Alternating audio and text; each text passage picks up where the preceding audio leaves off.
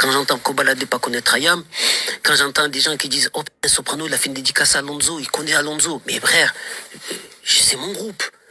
Tu as quel âge? J'ai 18 ans, comment ça se fait que tu n'es pas au courant? Et c'est là où on a un problème. Et du coup, moi, Lafouine, Cynic, Sniper aussi, cette génération-là, on en pâtit un peu.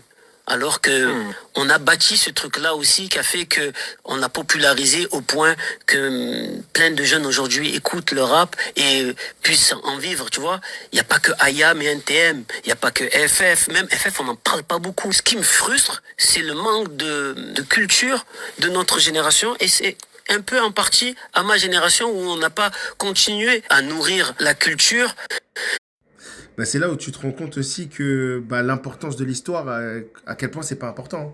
Parce que quand tu vois des artistes, des gros artistes français qui connaissent pas les anciens, tu dis ah, ça sert à rien de connaître les anciens pour avancer, en tout cas en France.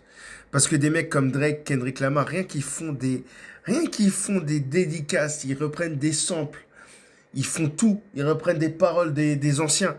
Rien qu'ils rachètent la bague, Drake il achète la bague de Tupac. Euh, Kendrick Lamar, il réunifie la West Coast, il met Dr. Dre, Snoop Dogg et tout. Euh, Écoute, aux États-Unis, en tout cas, c'est plus normal pour eux de dédicacer les anciens. En France, c'est un peu bizarre. Mais aux États-Unis, toujours il y a un respect pour les anciens. Mais dans tous les cas, les anciens eux-mêmes, ils devraient pas prendre leur chemin pour acquis et ils devraient faire eux-mêmes le travail de dire ce qu'ils ont fait. Bref, dis-moi ce que tu en penses en commentaire.